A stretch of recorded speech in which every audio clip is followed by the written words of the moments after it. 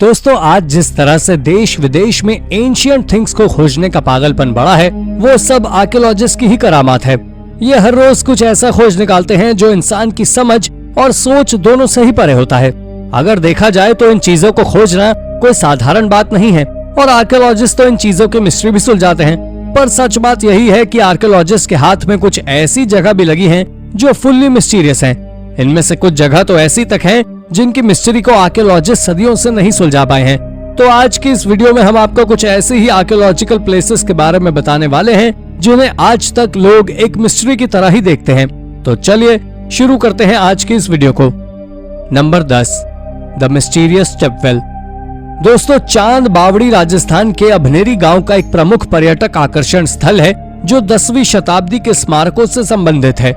ये अभनेरी गांव राजस्थान की राजधानी जयपुर के पास स्थित है। आपको बता दें कि चांद बावड़ी बेहद अद्भुत स्टेपवेल है जिसमें 3 तरफ सीढ़ियां हैं जो जल स्टोर करने का काम करती हैं। आप ये भी जान लीजिए कि ये स्टेपवेल 13 मंजिला से ज्यादा गहरी है, जिसमें 3500 से ज्यादा सीढ़ियां बनी हुई हैं और 1000 साल से अधिक पुराना होने के बावजूद भी ये स्टेपवेल आज भी पहले की तरह ही बना हुआ है।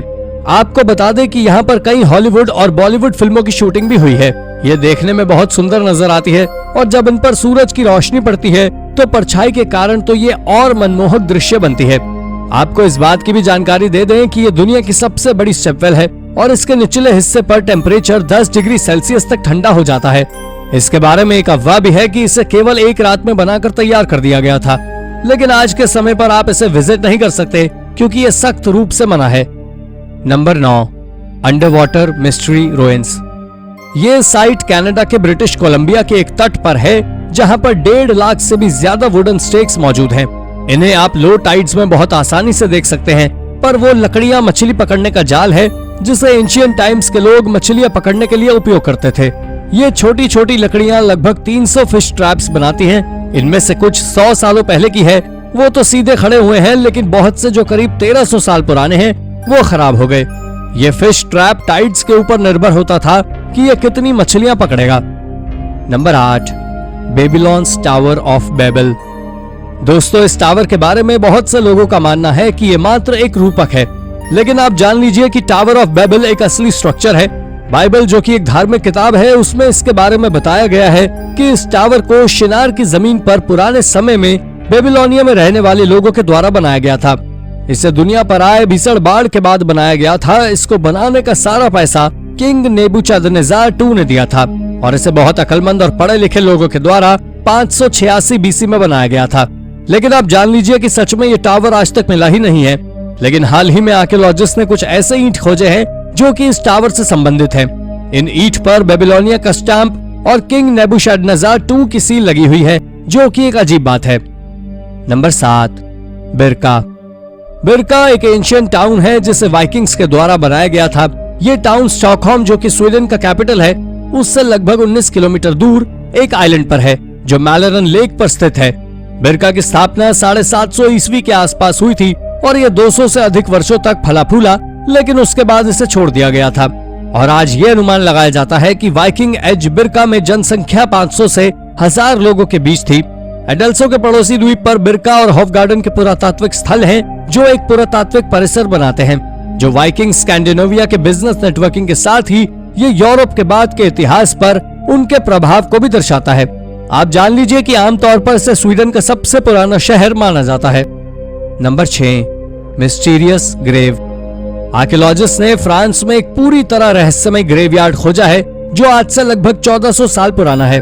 उस ग्रेवयार्ड को बनाने के बाद एक बार खोदा भी गया था। ये जिस जगह पर मिला है वहाँ पर एक अजीब प्रकार की प्रजाति के लोग रहा करते थे। और अब आपके मन में ख्याल आ रहा होगा कि आखिर वो लोग भी तो इंसान ही थे, फिर अजीब कैसे?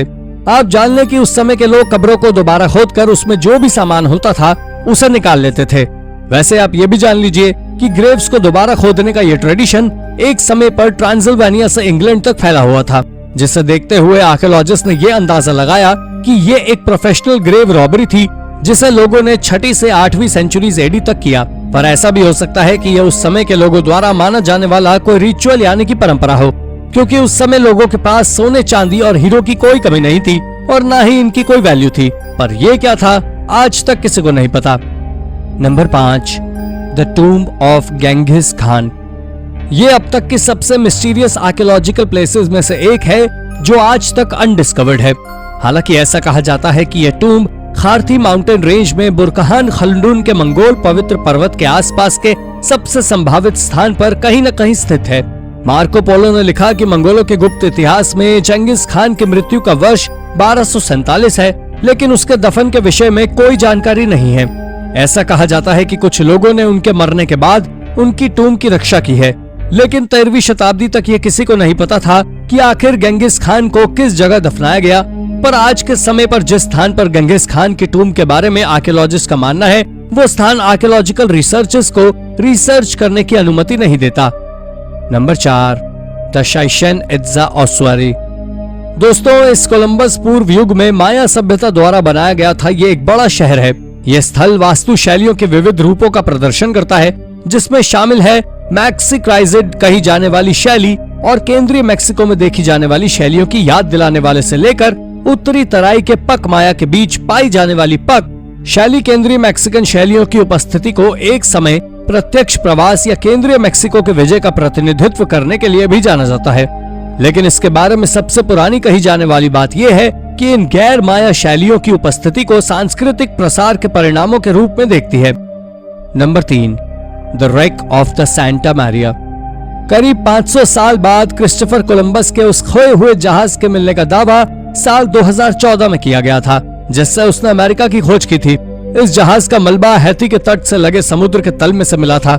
ऐसा बताते हैं कि यह जहाज समुद्री तूफान में डूब गया था। हैती के उत्तरी तट पर चलाए गए एक टोही अभियान के दौरान बैरी क्लिफोर्ड के हवाले से ब्रिटिश अखबार द इंडिपेंडेंट ने कहा है कि भौगोलिक, पुरातात्विक और भूगर्भीय साक्ष्य इस दावे को मजबूती प्रदान करते हैं कि पाया गया मलबा सैंटा मारिया नामक जहाज का ही है। ये जहाज कोलंबस के छोटे से बेड़े का हिस्सा था। अगर यह दावा सच साबित हुआ था, इसलिए समुद्र के नीचे की अब तक की सबसे बड़ी और महत्वपूर्ण खोज है। क्लिफोर्ड का कहना है कि हैती सरकार ने इस अभियान में उनकी मदद बहुत की है और मलबे की जांच के लिए अभी आगे काफी काम करने की जरूरत है। उन्होंने 1 दशक पहले जब ये अभियान चलाया था और मलबे के फोटो लिए थे, तब उन्हें इस बात का अंदाजा नहीं था कि यह मलबा सैंटा मारिया का हो सकता है। ये एक बड़ी आर्कियोलॉजिकल खोज में से एक है। Number 2, Saudi Arabia's forgotten kingdom.